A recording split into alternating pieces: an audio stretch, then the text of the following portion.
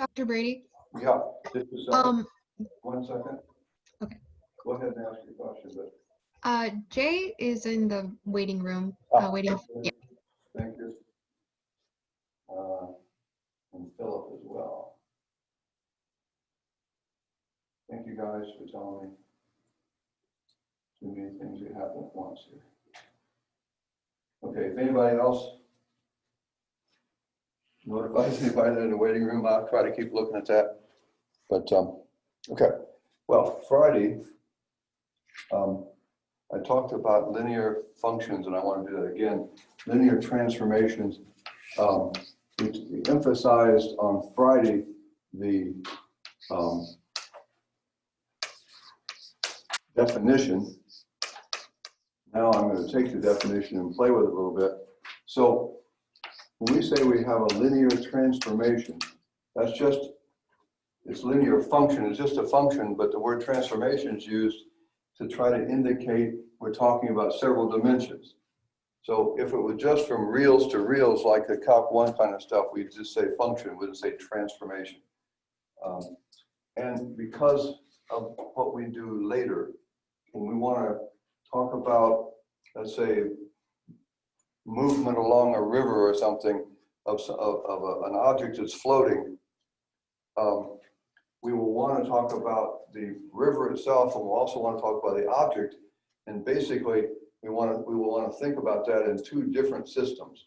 And so for each point, there will be a vector. And it's like for each point in the river, there's a vector which has to do with how the thing is moving. And so you're talking about a function from 3 dimensions to 3 dimensions in that case. Now you're not graphing that because that would be a 6-dimensional graph. We don't do that, but we can study motion along like a river, for example, if we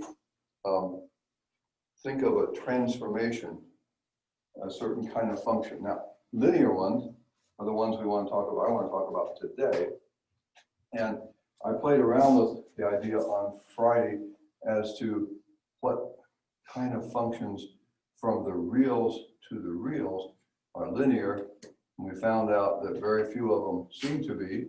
And what I'm talking about, there's an infinite number of them. So we just looked at a few things. And we found out that it would appear, and let me write over here, if I just have a function and I want to talk about it being additive and homogeneous. Right now, the homogeneous part, if I can take real numbers out, well, I could write this function as x times 1, and I could take x out. If I can take numbers out of the function, I could do that.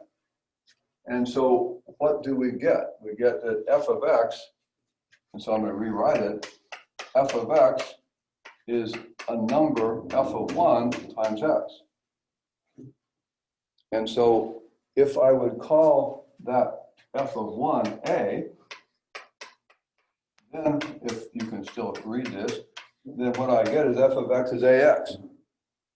What is that? That's a straight line that passes through the origin if you graph it. Now, as I said, we can't, if I have 2 dimensions to 2 dimensions, I can't graph it. But if I have 1 dimension to 1 dimension, I can. And so something I can take stuff out of, if I take the x out of, which you're never supposed to do normally, but if it's homogeneous, you can take out a number, and if x is a number, I could take it out. Okay, now that's kind of a special case, but we just kind of learned if we have a real function that's homogeneous like that, it has to look like this. And what turns out to be important is the f of 1. 1 turns out to be, as you may remember, a very important number in real numbers. 0 and 1 are 2 very important numbers. Okay, and if I go up a dimension to dimension 2, then 1O is important, and O1 becomes important. If I go to 3 dimensions, what you guys sometimes call I, J, and K, those all become important, and those are all 100 and so on. It's going to turn out that this 1 business is going to show up shortly some more. So let's say that I'm in n dimensions and going to m dimensions. So what would an x in n dimensions look like? Well, it's got components. Now, let me write the components down here first. I should have written them first, and so I'm writing them now first.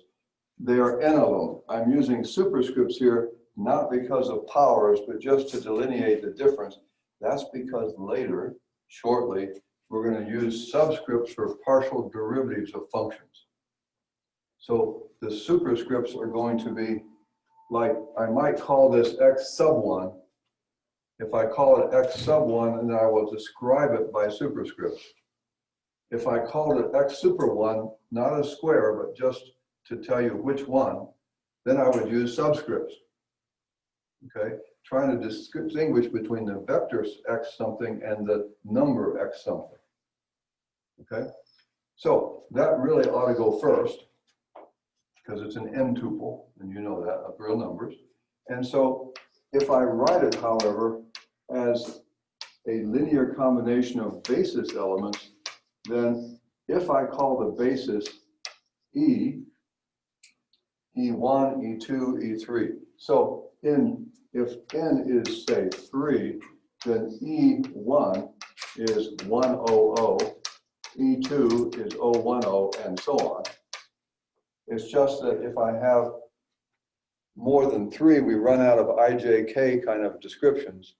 The IJ and K are either used for 2 dimensions or 3. You get into 15 dimensions, you got to rename everything. And so what's traditional is to use E, E1, E2 to E15, okay, in that case. So this is just 100, the first one. So x1 times 100 would be x100. And then the next one would be OX2O. When you add those together, you get X1, X2O, which is another one to add, which is the one that has the third one. And that's how you can separate the n tuple into a sum. Okay? Now, if I take L, the function of X, I can think of that as L of the sum. And the function L is additive. L of the sum is the sum of L things. So I can write this as L of, now, well, I can write it as x1 E1 plus x2 E2 and so on. I run out of room here, but it's another sum. The pluses here are different than the pluses over there. The pluses over here are n-dimensional pluses. The pluses over here are m-dimensional pluses, but it doesn't matter. It's still addition. It's still m tuple over here, okay? And, you know, the last one would be L of xn en, because those are n-dimensional. So, but, I said so and but, I should have something in between. I also have homogeneity, meaning I can take numbers out. So, and I'm going to write it up high, and I'm sorry for the pinched thing here, but you guys know I didn't write very well on the blackboard last year, but this is worse. But you forgive me for this year. You may not forgive me for last year. Anyway, what if I write this out? It's a sum from 1 to n. Okay. Or is it a sum from 1 to, anyway, we'll get to that. So I have this, and I have xi, xk, L of ek,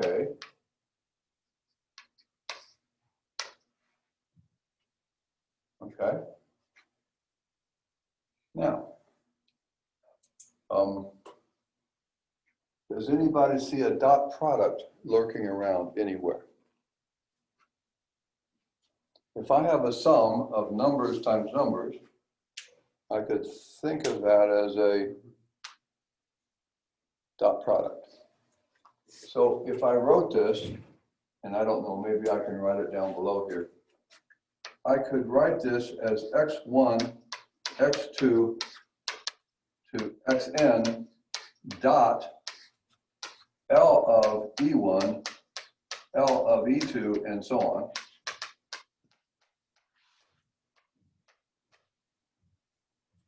So, and then if I rewrite it, how much room do I have over here? A little bit of room. Okay, if instead of that, I think of this as a matrix, sort of a row, L of E1 being first element of a matrix, and E2, and so on. Sorry about the space. And write this as a row, no commas now, times a column. Okay. If I would call this L thing the vector A, then I can write the whole thing as A dot X. Like I wrote the one here, which was AX. The A here was F of 1, or L of 1 if we use the letter L. 1 is E1 in one dimension. We usually don't call the number 1 E1 because we've only got one dimension, so there's no reason to make an E thing because we don't have 2 of them, 3 of them, and so on. So anyway, L of X or F of X is AX there. L of X is over here, A dot X, where the A is what the transformation does to the X-axis, Y-axis, Z-axis, the basis for those things, the point 100 in 3 dimensions, 010, 001, 3 things in 3 dimensions. Okay, so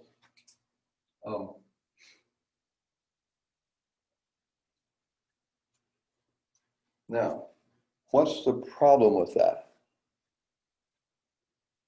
Well, I should have, what we're talking about here is going into one dimension, because in the end we get a one-dimensional thing. So the M here, in general, I want to talk about going into M dimensions, but what I just did takes us into one dimension, right? So, because the dot product is a number, not a vector. So when I stumbled around a little while ago about the M, I said, well, we'll get to that. The point is, we're going into something. In this particular case, I shouldn't have a line under the L because we're going into one dimension. So I got to correct that in my mind. But what about if L did go into M dimensions? Okay. If L does go into M dimensions, then this stuff I just did isn't correct. But if I actually go into, you guys know my story. Okay. I may be old, but I'm still fast. Embarrassment. Anyway, if L goes into M dimensions, if you remember, that is a bunch of linear into one-dimensional thing, not linear, but functions. When you have a function that goes into M dimension, that's M functions that go into one dimension. So if I have a linear transformation into M dimensions, it is M linear transformations, each into one dimension. And I just learned, because I remember I like to do things in a period of discovery, and the M was wrong. I mean, it wasn't wrong, it's just when I started working on this, there's a couple of things that were wrong, like a bar in here. So, all right, I'll go back and correct it because I'm a researcher. I'm trying to get the things right. If I were writing this in your notes, it would be correct, I hope. the difference between being correct with typos, which always happen, and not knowing what you're doing, which is what I was doing here, because I'm discovering here. Okay? In any event, if I go into M dimensions, that's M things going into one dimension. And if the one-dimensional thing being linear gives me a row of L things, then I'm going to get each of those things, the Lj now, the jth one here is going to be, okay, at each x is going to be a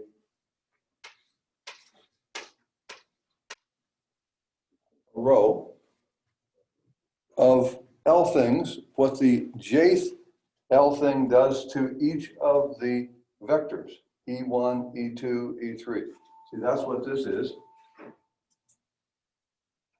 So when you put that together, what you get is a matrix of L things. What we will get when we put this together is L1 of E1, L2 of E1, L1 of E2, to L1 of En. All right, that's the first linear one. Then the second linear one will give me L2 of E1, L2 of E2, and so on. And there's M of them. So the bottom row will be what Lm does to each of the basis vectors. And I will get an M by N matrix. Now, so if it's linear, then it has to be like this. On the other hand, if you have it in general, and I'm running out of room now, so let me just try to put it right here. I apologize for that. But if I have a function, f of x is a matrix times x, any matrix, okay? Is this a linear transformation? Well, how would you show it's a linear transformation? You would question, is it additive? In other words, is a x plus y equal to ax plus ay? And you'll find out it is, because we're thinking now of vector of x and y as column matrices, and the matrix product is what we call distributive. So A times B plus C is AB plus AC. And can you take constants out of a matrix product? I don't know if you know or not, but we're going to learn. If we haven't done enough about matrices, we'll review some more.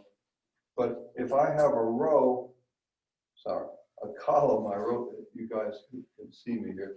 I have a column, okay, of alpha this, alpha that, all the way down.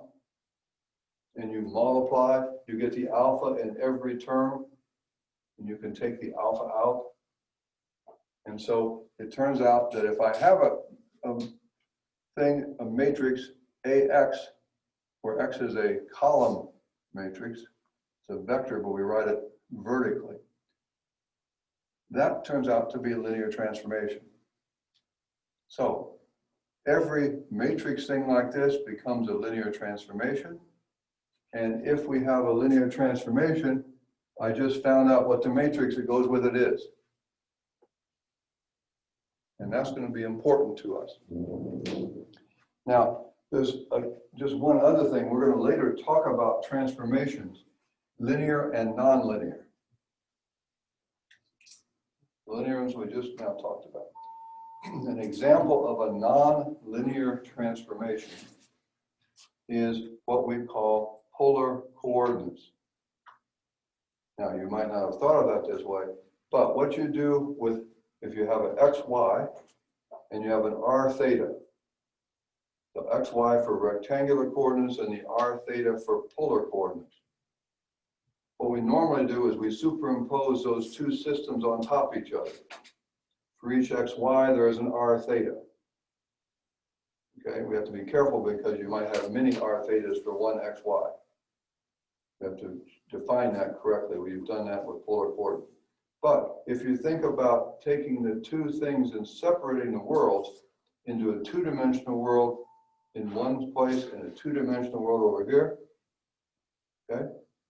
And if the world over here is the xy plane, and the world over here is the r theta plane in rectangular coordinates, then it turns out that we were going to find out when we transform that, think of it as a function instead of a superimposed thing, it turns out that rectangles in the r theta world become circles in the xy world. And we can study polar coordinates as functions from 2 dimensions to 2 dimensions, which would be a new way to think about polar coordinates. That's nonlinear. Now, one thing that characterizes linear things we're going to talk about later more. What is a straight line between 2 points A and B? And I've sort of run out of room here. So if I have A and B, the line through the 2 points looks like 1 minus TA plus TB.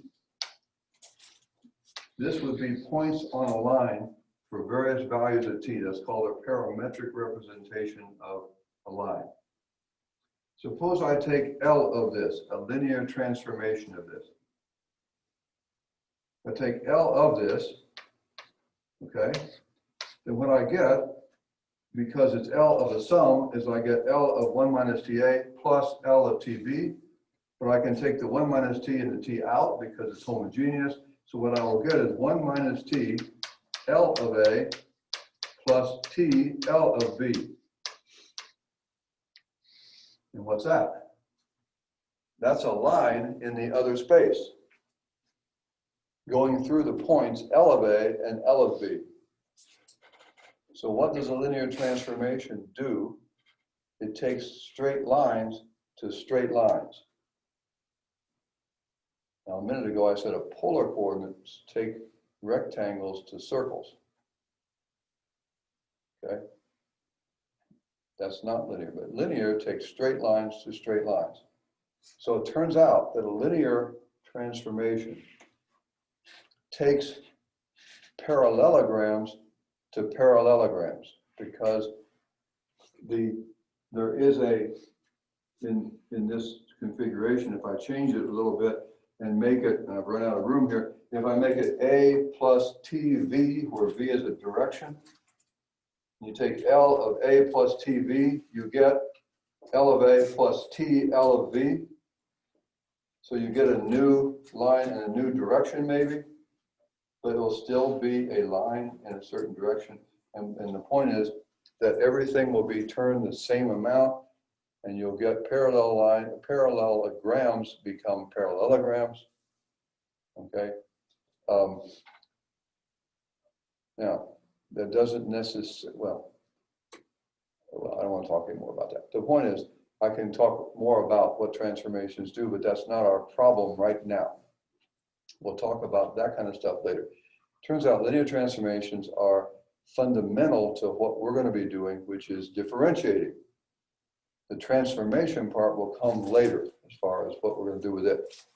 So as far as derivatives, if I leave this now and go back, I wonder if we have some old derivatives or something, because whatever they did to them, this is better. It's terrible messy, but it doesn't show them. No. Okay.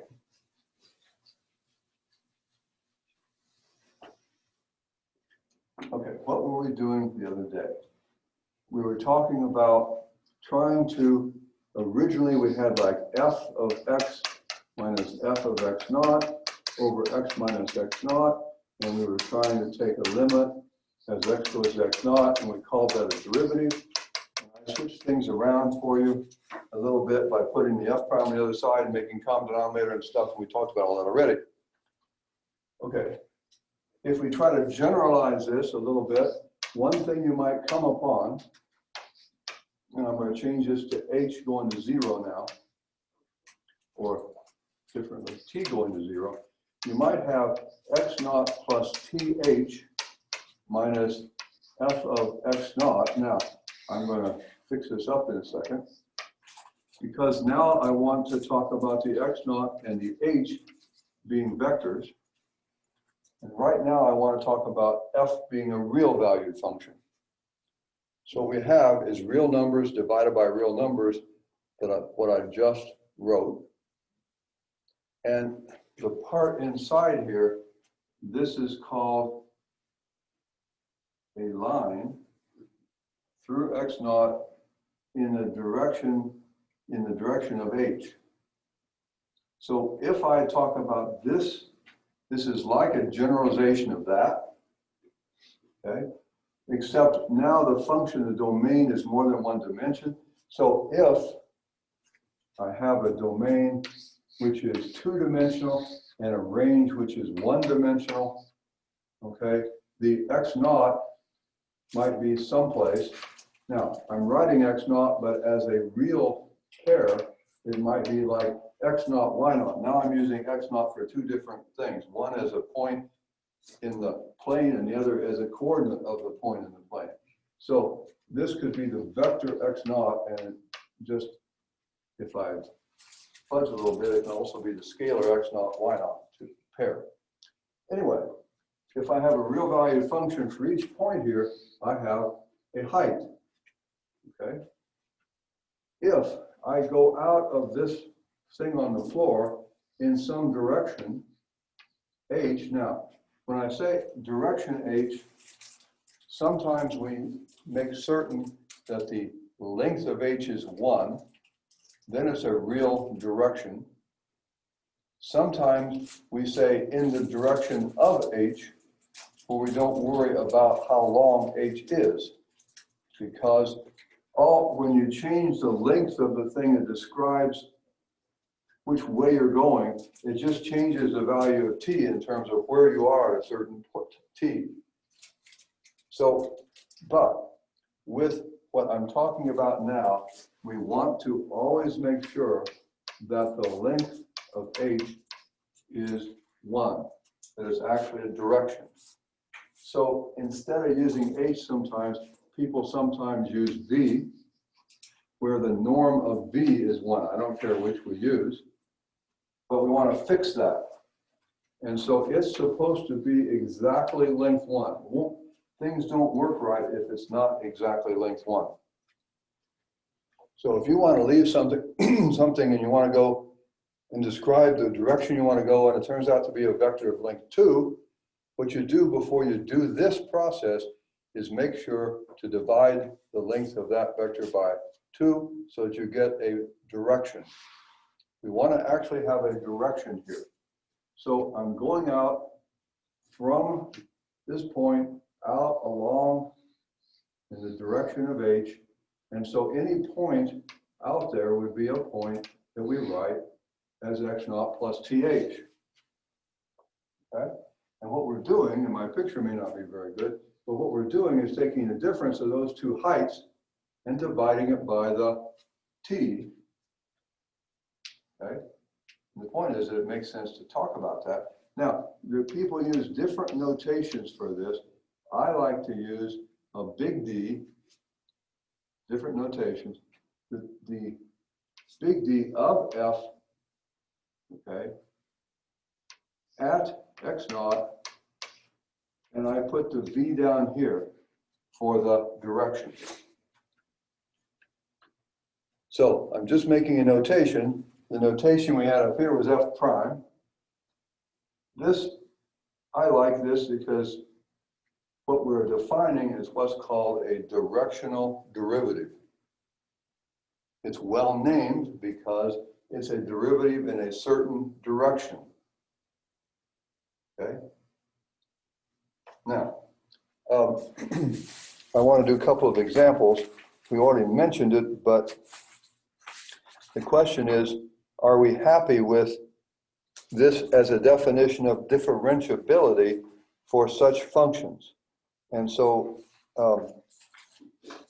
I've got an example, a couple of examples, but I don't know.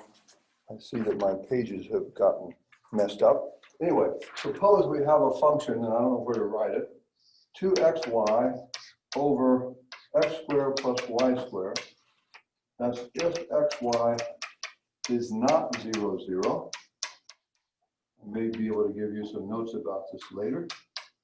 So I want to talk about a function of two variables that's real valued, and I want it to be 1 at 0, 0, and this other formula for every place else.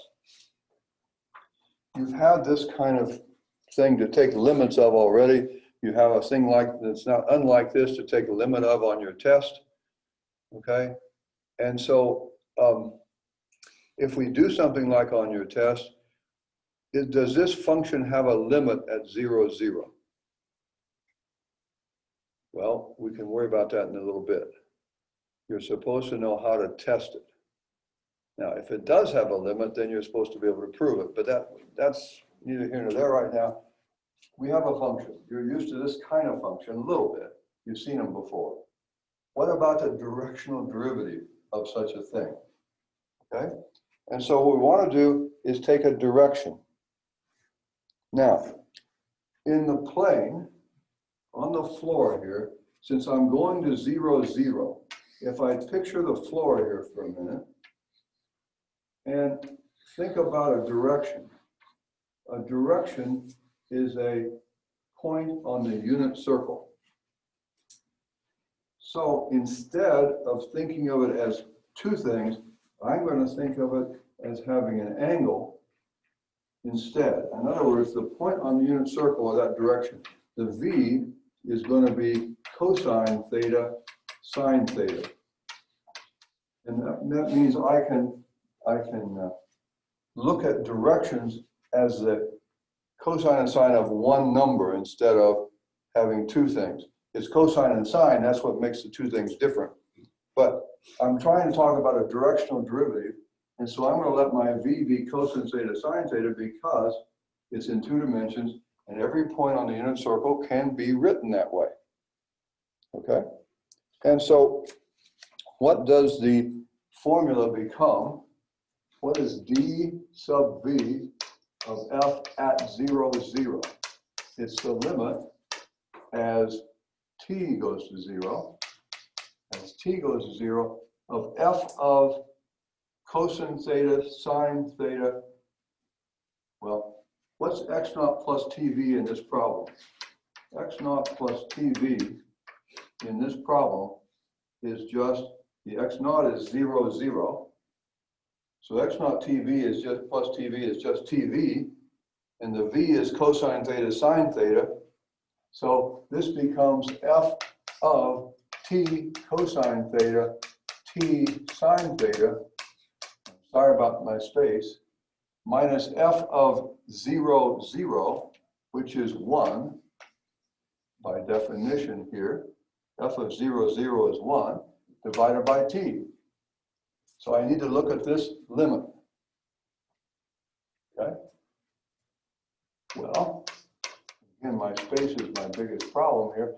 What happens to the formula for f of t cosine theta, t sine theta? That's when xy is not 0, 0. So that's 2 times, so what I get is 2 times t cosine theta, t sine theta. That's 2t squared cosine theta sine theta minus 1 over t, I believe.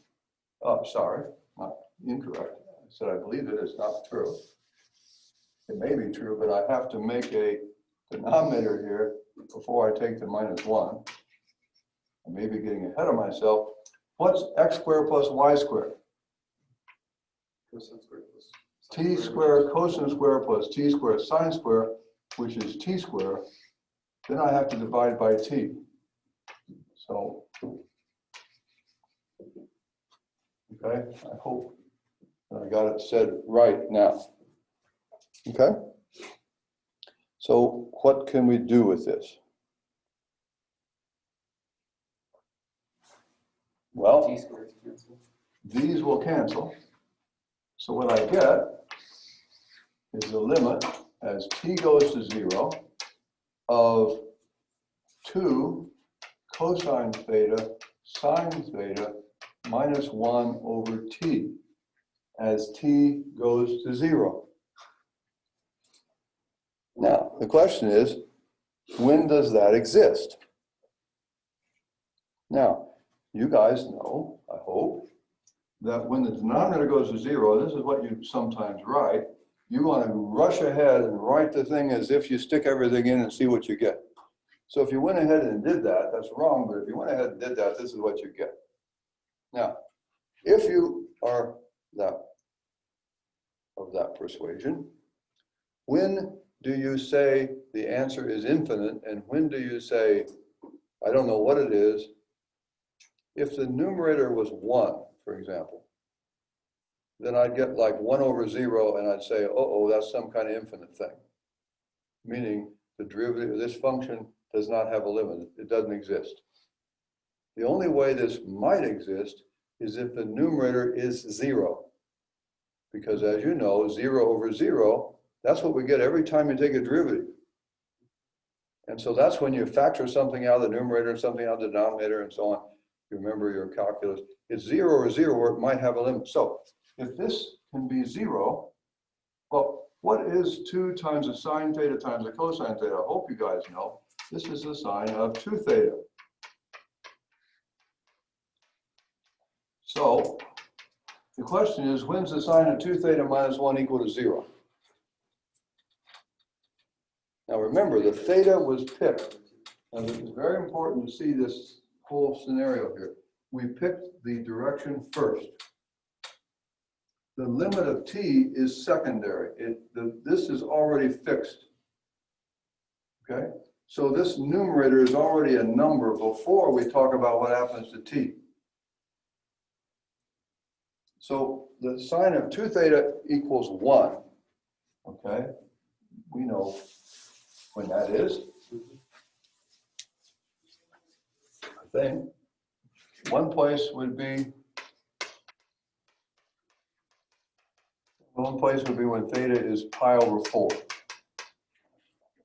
45 degrees. That's one direction. What would be another place where the sine is 2 theta is 1? Third quadrant, second quadrant. You guys are supposed to know. Second quadrant. Yeah. Yeah. So, well, but in other words, when the sine of, what is that, 135 degrees, 3 pi over 4 is 1. That's when you get 2 times that. No, that's not, boy, I guess I can't figure that out. Anybody figure out? I know the answer because I got it written here. What about 5 pi over 4? If I take 5 pi over 4, now 5 pi over 4, that's in the third quadrant. That's a direction in the third quadrant, but I'm doubling it. So what's 10 pi over 4? That's 5 pi over 2. Where's that? It's all the way around the circle once. 90 degrees again. Works. So, big deal. All right, so what happens? If we had happened to have picked 45 degrees or 45 plus 180, 225 degree angle. If we picked those first and tried this limit, it would exist. Why? Because this number becomes 0 before the t goes to 0. So what you get is 0 over t and limit as t goes to 0. That's not infinity or 0 in the denominator, anything nonsense like that. That's just 0 because this becomes 0 before you take the limit. You have to think these things out. Okay? So we have a directional derivative in 2 directions. If you guys would take your graphic calculator or some kind of 3D grapher and graph this function and look at the surface you get, you'll find out in two directions, it actually has a zero slope as you approach in those directions on the surface above, like climbing a mountain. Any other direction, the limit doesn't exist. So we have two directional derivatives only in this particular example. Okay? Now, earlier I asked you about continuity. If I approach on the x-axis, what do I get for this function? I get 0. If I approach on the y-axis, I get 0. So you might think the limit of this is 0.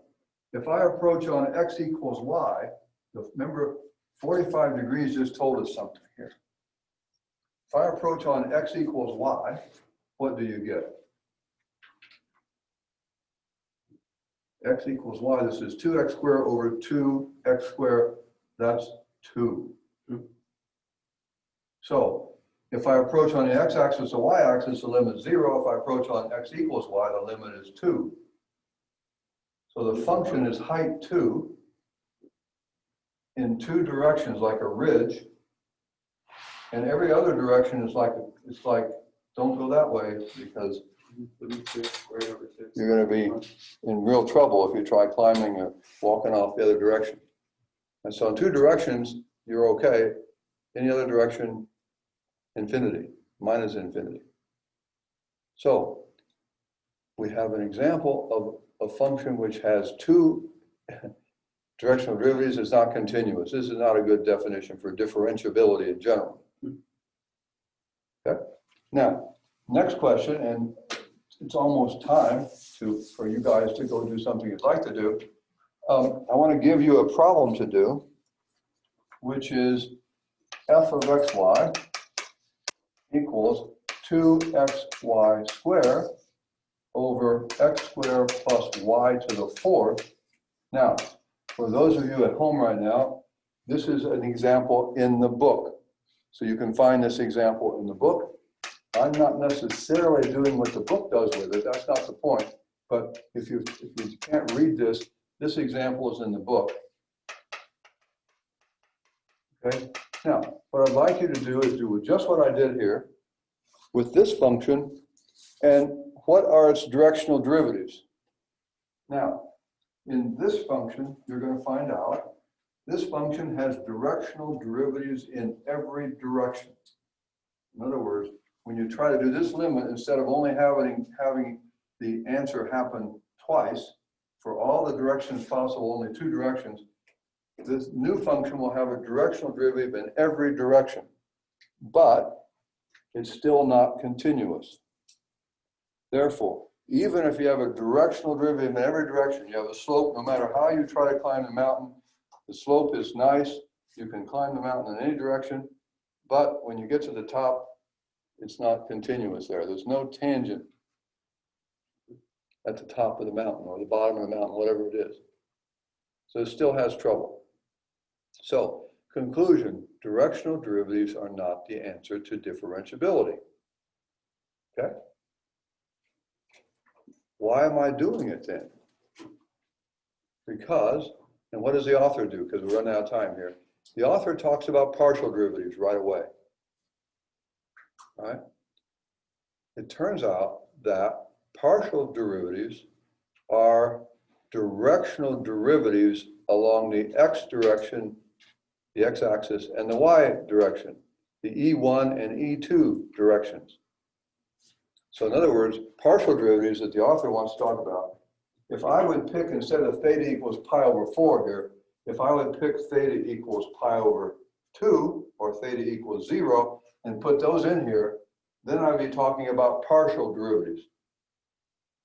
Now, for this particular function, partial derivatives, that would have a problem. But that's not the point. Well, it is kind of the point. It turns out that although directional derivatives themselves are not the way we should do differentiability, when the function is differentiable, the partial derivatives will all exist. In other words, the the derivatives along certain directions will always exist. And we also have a theorem that says if the partial derivatives exist in a neighborhood of the point, then the function is differentiable. So it turns out that while in this example I gave you, two directions here didn't give us even continuity, but it will turn out that when we have differentiability and when we have a tangent plane, the partial derivatives can be used, one, to, well, let me get ahead of myself. Those linear transformation we talk about, where did the, when I did the L thing at the beginning, I did L of E1 and L of E2, remember? Those turn out to be for what we want to do partial derivatives.